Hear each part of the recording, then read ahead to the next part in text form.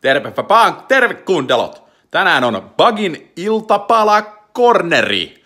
Ja tänään meillä iltapalana on niin sanotusti... Makkaraa! Melkein, mutta tehdään porilaisia. Tsiikataan, mitä tästä tulee. Noni, nyt on alkuvalmistelut tehty. Kyllä, otettiin veitsi käteen ja sivallettiin tosta kuulkaas vähän niin sanotusti sipulia.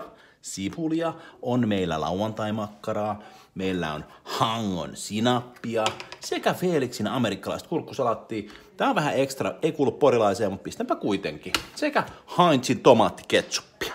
Ja nyt me ruvetaan sit valmistelemaan. Kyllä! Nam. Noniin, itse valmistaminen on sinänsä hyvinkin helppoa. Otetaan pannu, paistellaan sinne niin vähän paahtoleipää ja noin lauantai-makkarat. Otetaan sieltä kuule paahtoleipä tohon poikalle.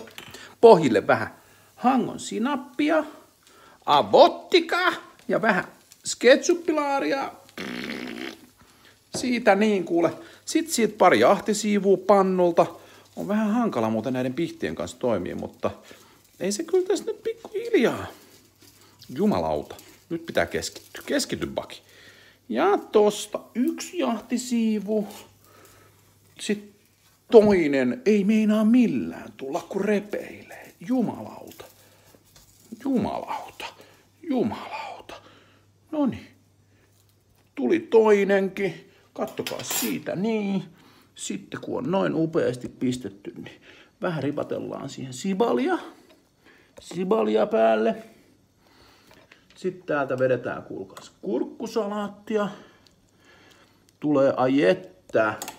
Ja sitten tää oli se, mitä ei välttämättä tarvittu laittaa, mutta pistetään siihen nyt kuulkaa vähän tämmöstä chilimajoneesia, jos tulla tupsahtaa. Ja sitten tietenkin muistetaan sammuttaa pannu ja ottaa toi toinen paatis tosta päältä pois. Avot. Ja sitten meillä on siinä niin iltapalaksi pikku porilainen. Niin kyllä maksarasva tykkää.